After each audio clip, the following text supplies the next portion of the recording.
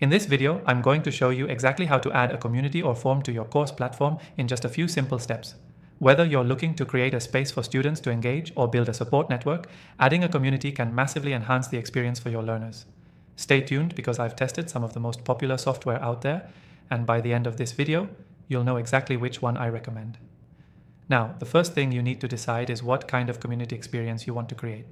Do you want a simple forum where students can ask questions, or are you looking for something more interactive, like a discussion board with live chat features? Knowing this upfront will help you choose the best software.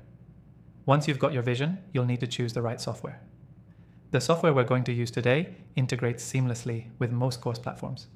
You don't need to be a tech expert to set this up. It's designed to be user-friendly. Here's how you can get started. First, sign up for the software using the exclusive free trial link in the description below. This trial is only available for my viewers, so make sure to grab it while you can. Once you're logged in, the first step is to connect your course platform with the software.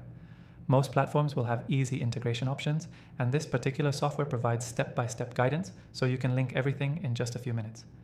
No complicated coding or technical knowledge required. Next, create your community space. You'll typically have the option to customize the look and feel of your forum. You can choose between different templates and even adjust the layout to match your branding.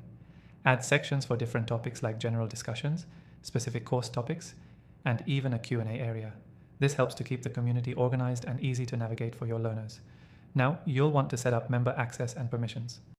Decide who can post content, who can reply, and whether certain posts should be locked behind certain milestones in your course. You want to ensure the community stays engaged without overwhelming your learners with spam. Once everything is set up, it's time to invite your students to join.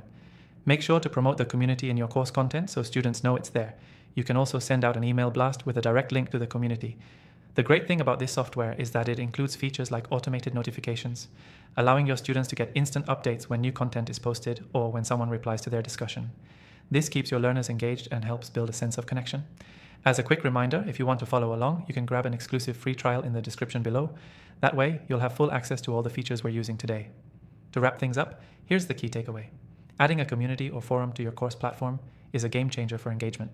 With the right software, you can easily integrate this into your course, keeping students connected and motivated.